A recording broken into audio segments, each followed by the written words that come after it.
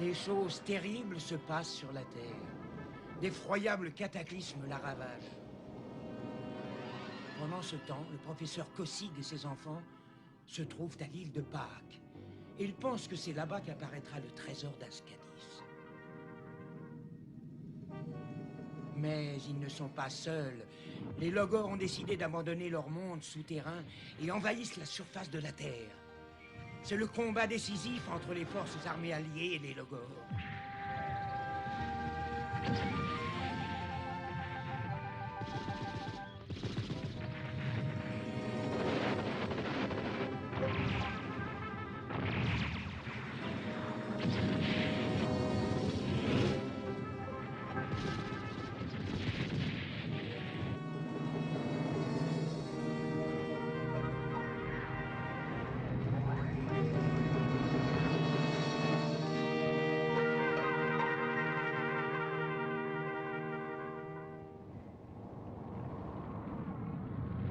C'est pendant cette grande bataille qu'on repère une comète se dirigeant droit vers la Terre. La seule chance d'éviter la destruction de celle-ci est de pulvériser la comète à l'aide de missiles, ou au moins d'infléchir sa course.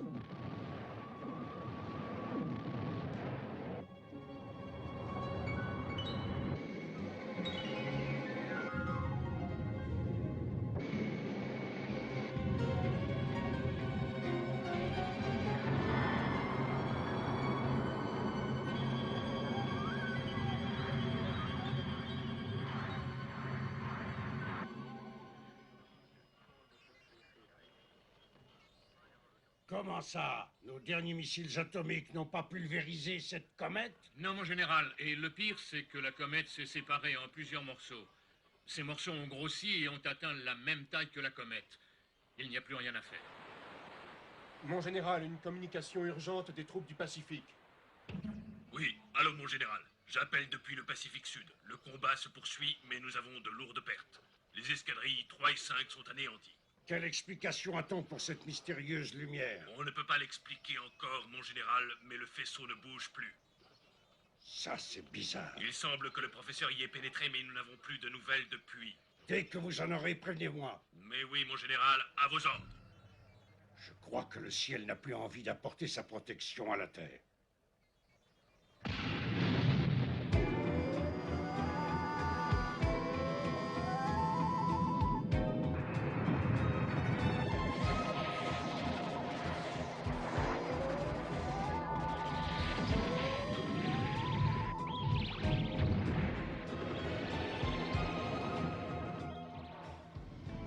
Feu! Abattez-moi ces misérables! Ils ne pourront pas résister à nos appareils. Oh non, non, ils sont beaucoup trop nombreux, beaucoup trop.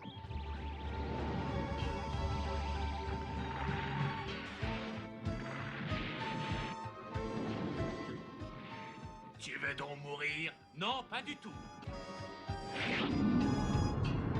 La revoilà. Je n'ai pas le droit de vouloir l'épargner. Blanca, où est Daros? Dans le faisceau de lumière, Va immédiatement auprès de lui et protège-le. le grand prêtre et ses gardes sont avec lui. Je préfère rester ici et me battre.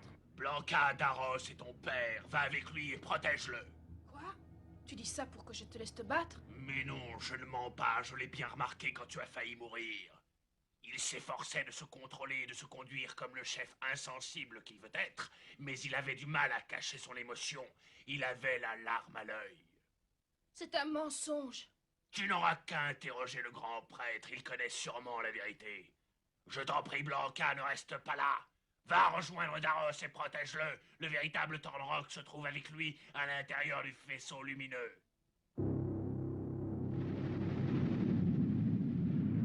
Daros, mon père. Attends, où vas-tu comme ça? N'aie pas peur, je reste ici.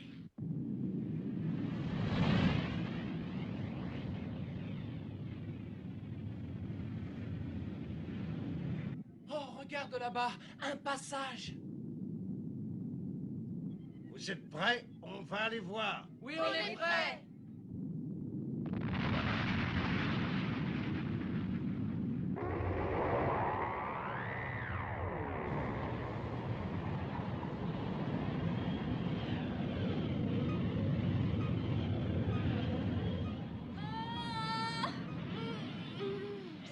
Papa, mais qu'est-ce qui se passe?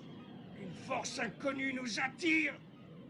Oh, on va sûrement finir par s'écraser. Professeur, regardez le cristal d'énergie. On n'avait jamais réagi avec une force pareille jusqu'à ce moment.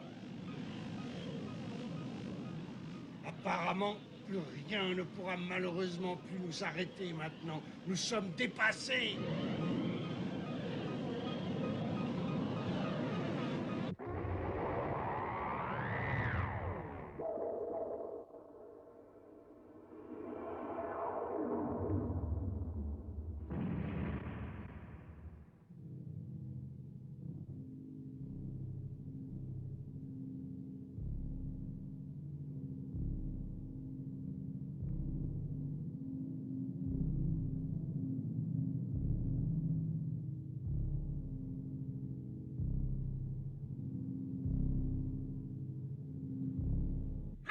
Professeur, réveillez-vous.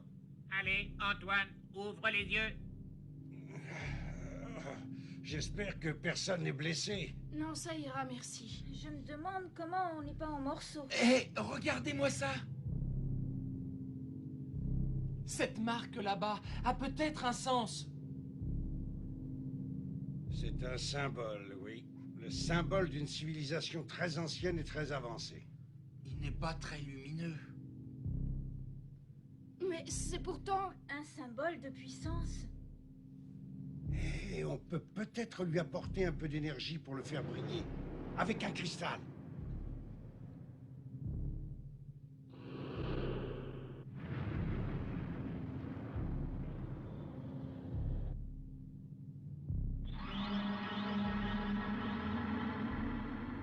On va immédiatement y mettre le deuxième cristal qu'on possède.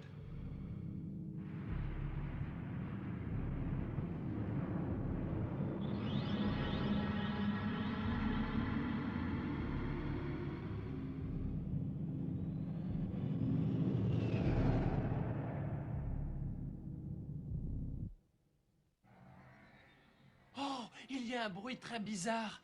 Et il vient vers nous. Des appareils ennemis. Quoi? Tu iras prendre la place de Quentin. On va se séparer pour ne pas être repérés et ensuite on va les observer discrètement.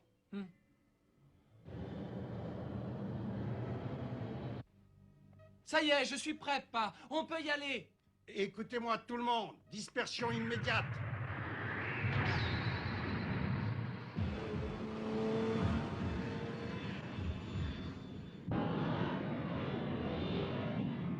Avec un peu de chance, dans quelques minutes, j'aurai percé le mystère.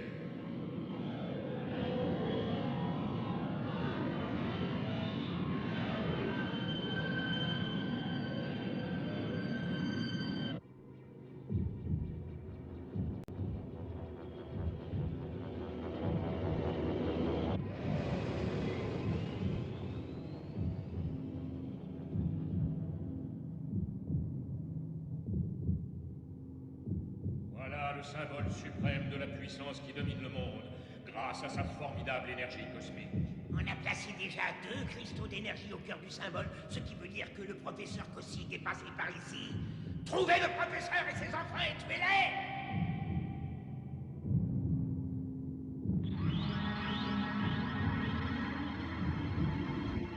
Les voilà! On ne pourra pas échapper à un nouveau combat.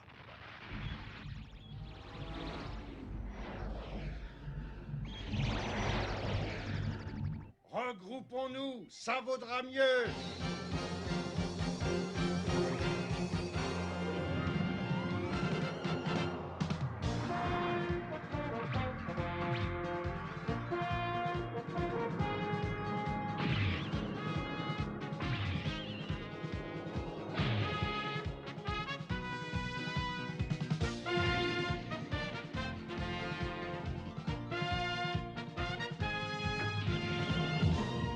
Que je place le deuxième cristal.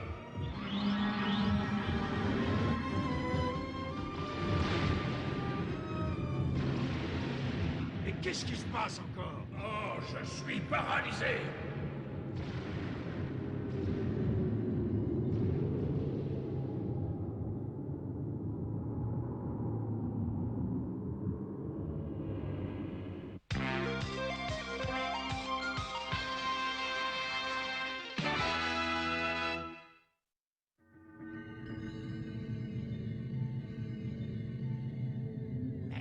les appareils s'immobilisent.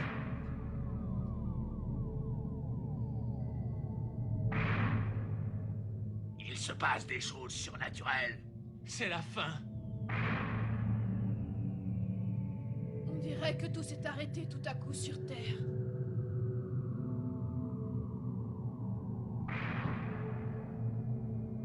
Pauvres enfants.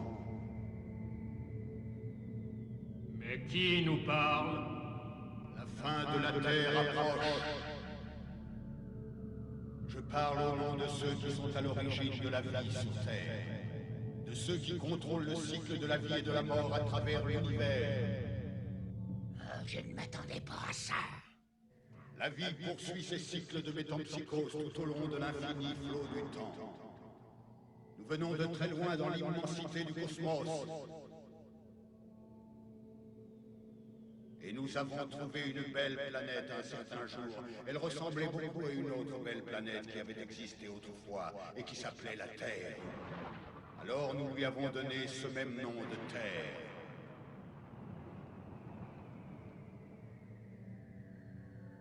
Les conditions y étaient parfaites pour que s'y développe une grande civilisation.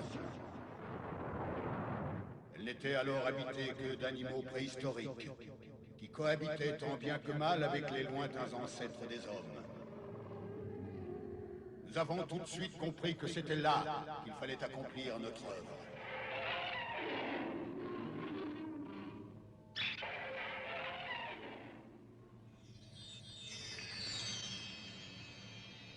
La ville de Mu, la légendaire capitale du continent de Mu, engloutie par la mer. Nous avons alors créé toutes sortes d'êtres humains et nous leur avons transféré notre intelligence. Alors commença une ère de prospérité formidable. Leurs descendants se répandirent sur toute la planète.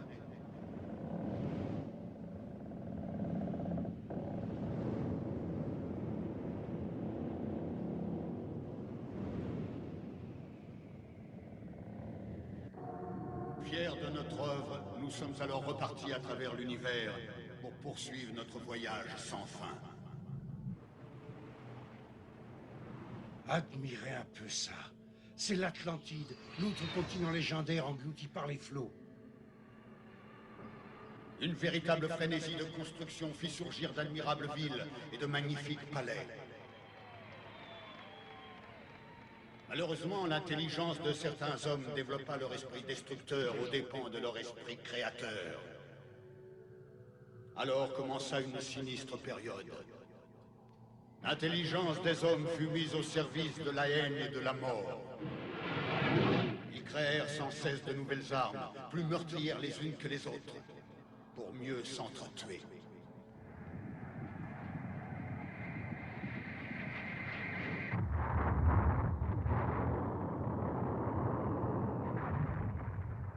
Cet échec fut un choc terrible pour nous. À notre voyage suivant sur la Terre, il nous fallut prendre une décision draconienne. Les continents de l'Atlantide et de Mu, sur lesquels vivaient les responsables de ces malheurs, furent engloutis en quelques heures. Ayant châtié les coupables, nous sommes alors repartis dans le cosmos. Sur Terre, les chefs des survivants se réunirent pour savoir comment ils allaient bien pouvoir vivre. L'un d'eux avait des cornes. Les autres chefs décidèrent que c'était la marque de son esprit démoniaque et le bannirent en enfer.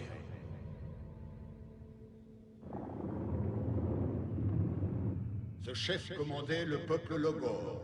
Ces pauvres Logor durent vivre dans les ténèbres au milieu des pires difficultés. Mais à la surface de la Terre, l'esprit du mal s'était propagé. Les hommes continuaient à se haïr et à se massacrer.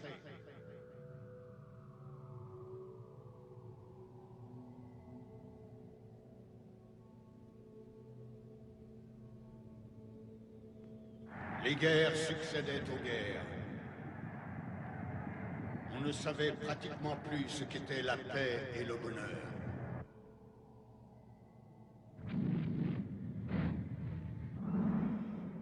Les meilleurs éléments de la race humaine disparurent de la surface de la Terre tout au long de ces guerres successives. Oh, il nous ressemble, cela.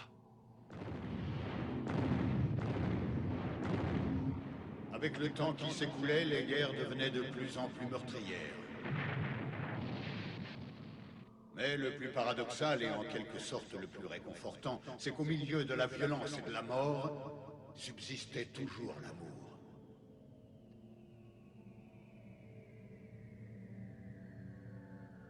Oh, c'est bien toi, Jill.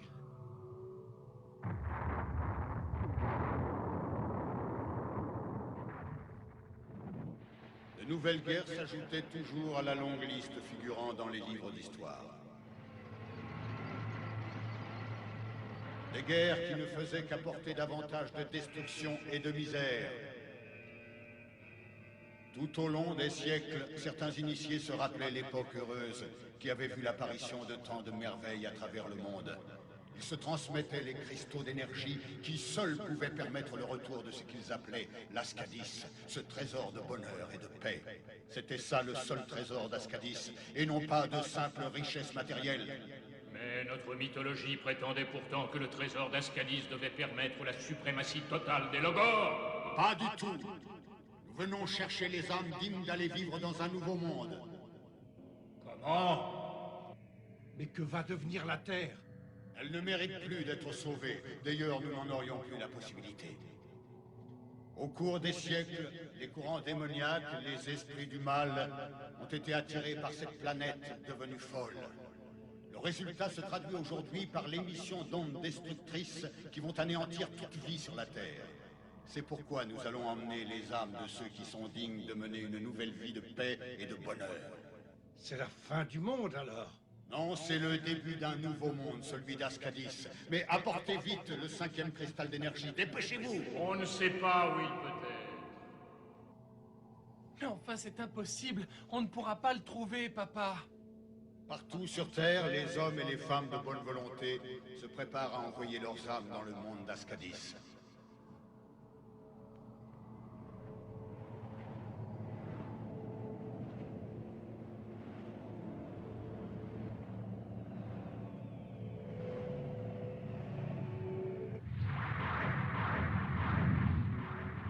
Nous avons consommé presque toute notre énergie.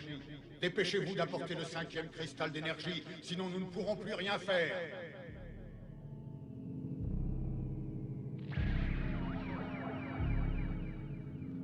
Regarde, l'épée de Thornrock. Oh!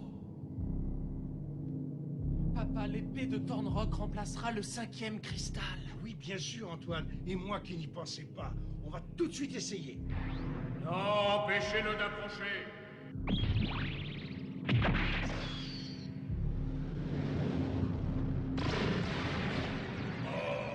Papa! Blanca, ma petite fille. Papa! Ah!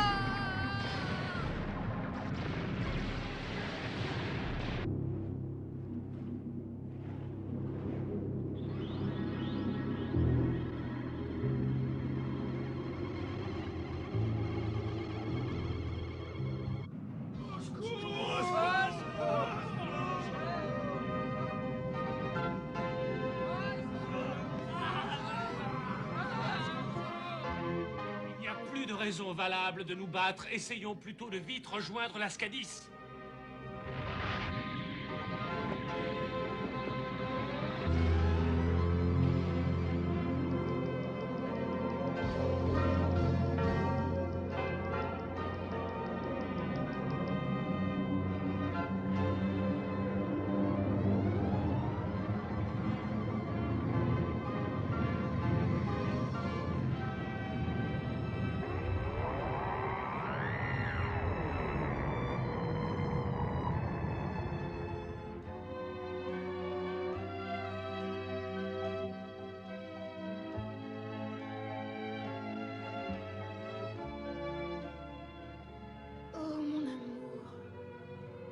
Jill?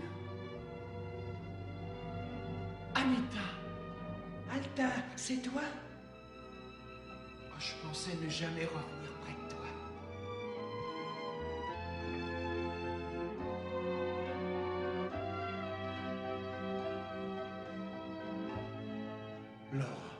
Laura, c'est bien toi. Oui, mon chéri.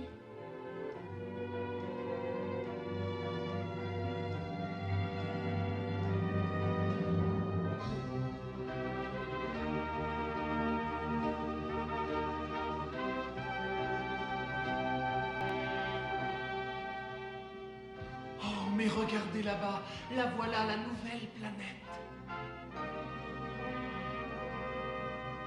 Allons-y, ne perdons pas un seul instant.